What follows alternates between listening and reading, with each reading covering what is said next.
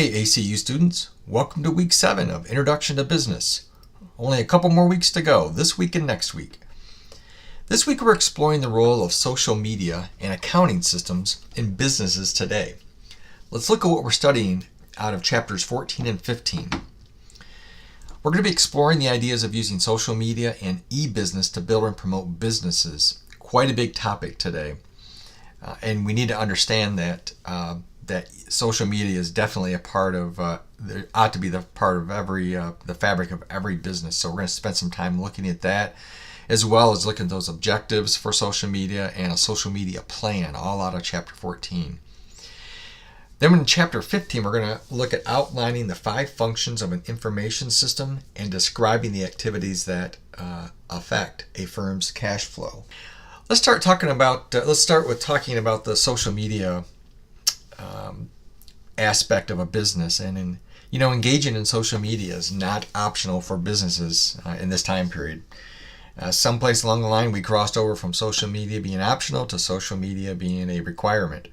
Our text defines social media as the online interactions that allow people and businesses to communicate and share ideas, personal information, and information about products and services.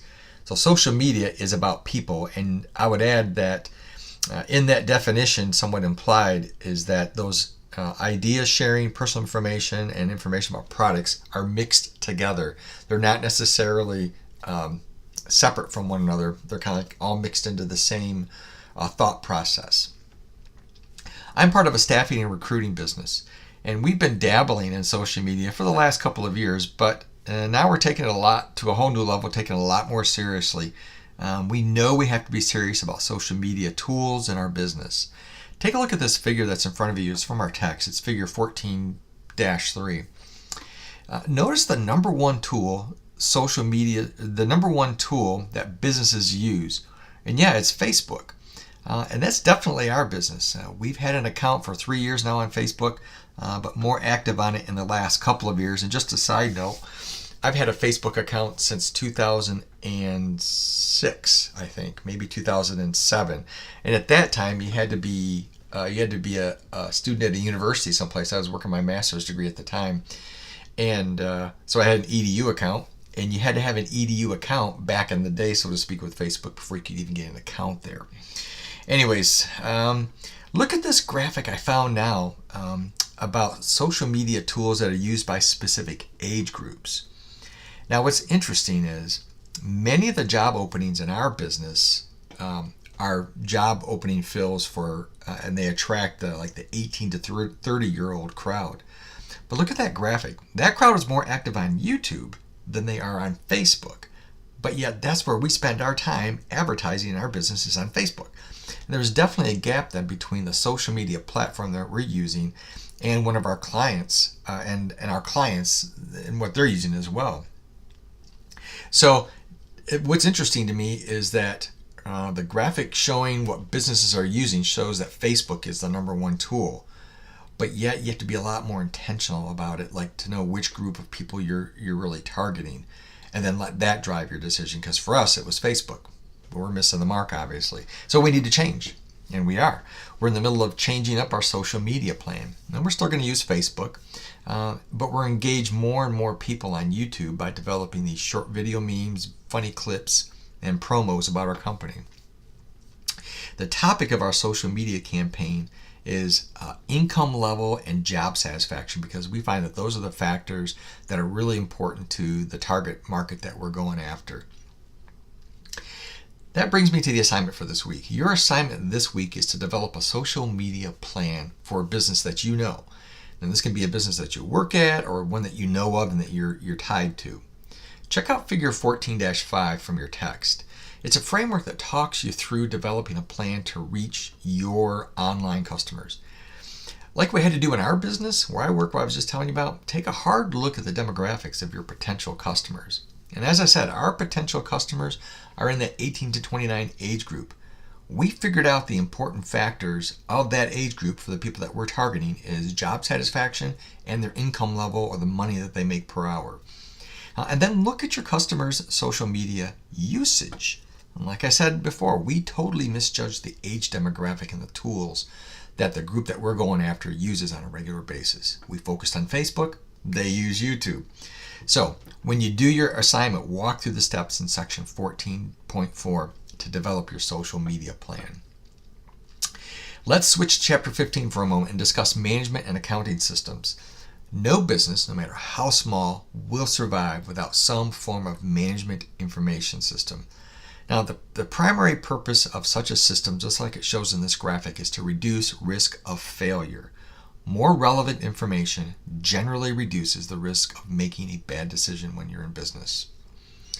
Section 15.3 in your text outlines 5 major steps to convert raw business data into usable information for decision makers in a business. So just really quick and brief. Step 1, collect the relevant data.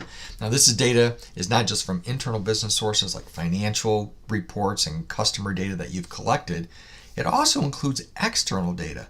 And not all the data is going to be numerical. Some of it's going to be qualitative. So some will be quantitative, numerical. Some will be qualitative, which is text data, attitude data, and that sort of thing. Understanding which social media tools are going to be used by your specific age groups is an example of an external source. So collect the relevant data, store that data.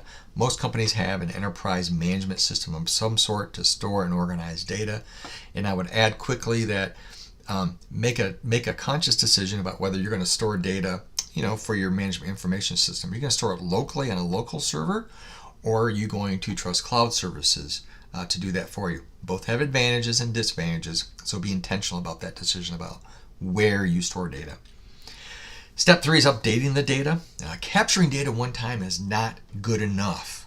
Businesses need to continuously be in the habit and have a system around updating their stored data to keep their data in sync with the environment and the culture, the society around them.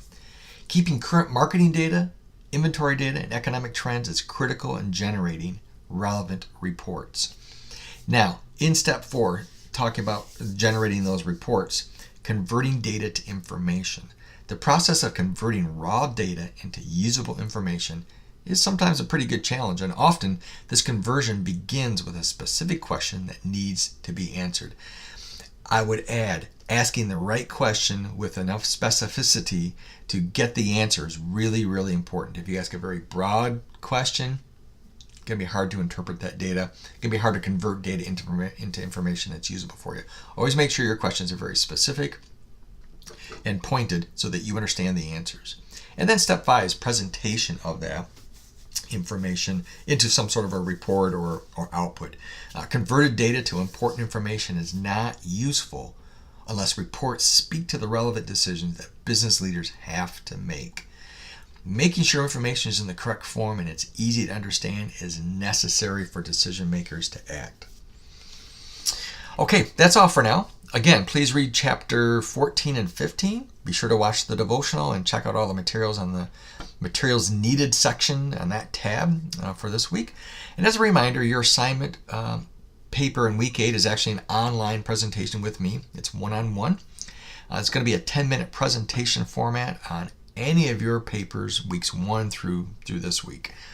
Pick a topic and a paper, and from those weeks that you get enough information for a 10-minute presentation. Check out the syllabus for the details. Okay, remember, God is on his throne. He's always been there and he's always going to be. Have a great day.